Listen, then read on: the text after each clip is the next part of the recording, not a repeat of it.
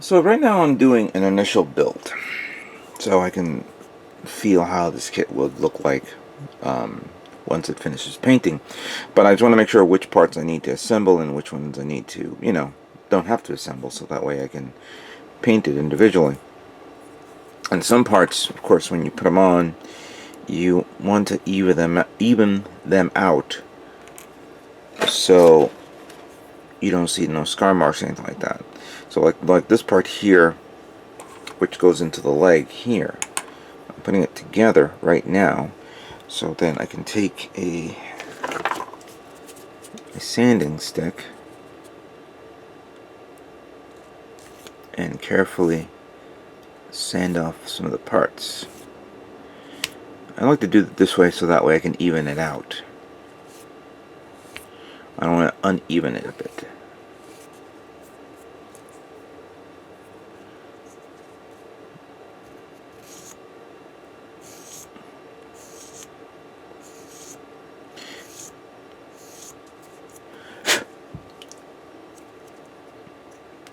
I think it's okay, but I may have to do a little sanding later on.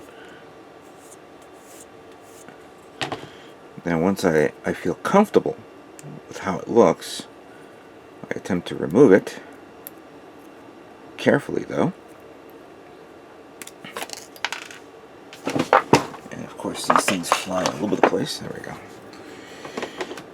And then I put that here, followed by there. No. There we go.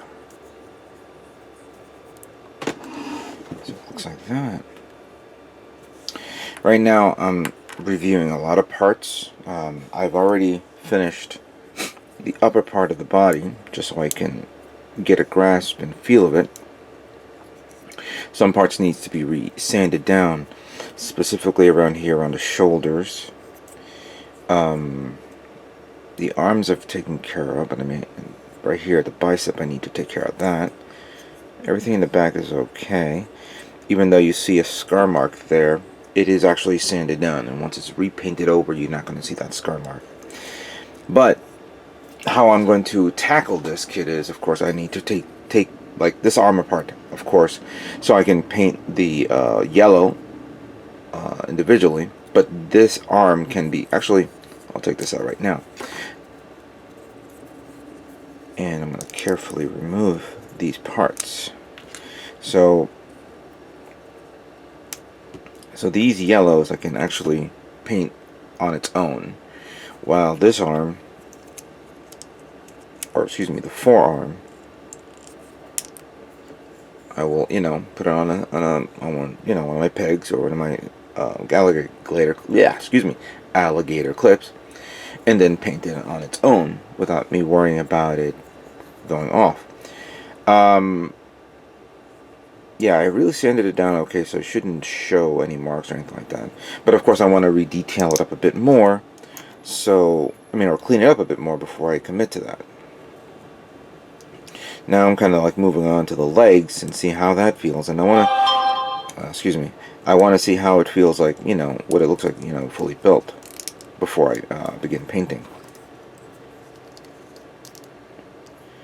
Another thing is, like in the chest area, I know that this, I can remove these, and then I can remove this yellow part, but the little area in the middle where the the plastic part goes in, excuse me, the middle part has to be painted green, and I know that based off the sticker right there. So I need to figure out how I can spray paint that the emerald gold, the metallic, emerald gold, the metallic green in here, then cover it up, maybe use, well, the last time I did something like this, where I took a sticker and put it on a part that I just painted, it fucked up the paint. So I need to figure out another way. Maybe they use Tamiya's masking tape. Maybe fashion a circle like this using the masking tape, then put it in here, then respray paint this all yellow. Another parts that I have to be careful with, or looking into spray painting yellow, is around here in the trim. There and there, as you can see right there. I don't have to worry about spray painting black. That could be, of course, panel washed. And then, of course, the face is easy. I'm going to paint the eyes green, and then the remaining areas around the eyes black. So, yeah, it's starting to look cool. I like this. I like how it comes out. Let me just finish it up, and then we'll do an overall look at the kit. How it looks like. Excuse me. How it looks. Okay, the Rinascita is now fully built. What do you think of that? It's pretty nice. Some parts, of course, hasn't been filed down, but we'll take care of that soon enough. I just want to get the overall feel of what this kit looks like now fully built, but before painting. Of course, with the shield and the unique wing structure and its overall design. I guess you can lift that up all the way up to there. And then these things fold. I haven't seen the actual, you know, what they're for, but these things do come off pretty easily. I guess when I finish painting, that will not be a problem. But yeah, it looks really nice. I like how it looks. But there's a lot of things that I need to sand down. Now I've used all the parts except for this part, which is of course for the transformation, since it is a parts forming transformer. And the only part that was left over that was not required was this part, which I'm assuming was the back part of the kit or something like that. I'll put it in my storage of leftover parts to be used for whatever I need in the future. I was going to take these off and put them on, but that's alright. I have time. I'll do that after painting. Now, the one thing that I saw here that I thought maybe I should try, and I'm trying to find, oh, here it is. I had some parts here that I was thinking of using, and I was going to put it on this, but unfortunately when I was looking at it, it's a little too big. I know I had extra thrusters, thinking of replacing the thrusters back down here, but I think I'm going to keep it. I was going to originally use this one, these thrusters. This was the parts that they gave me extra at the at Comic-Con, at the Bluefin distribution. The problem is these thrusters are 100 scale, not 144 scale. Yeah. This would have been cool to use. Only difference is that some of the thrusters goes into one and the other, so it's not like you can take one and put the inside of another. Especially for this size, so I can't use that on this kit. It's a shame. Pity. But I know I had something there. I'm going to look around. I know with all the extra parts that I've had, I'll look around and find it. There is one notable note that I want to make sure you guys are aware of, and I don't know if this is Bandai's fault or mine, but I think it's more Bandai's. I've noticed a little bit of flash, extra plastic on the parts.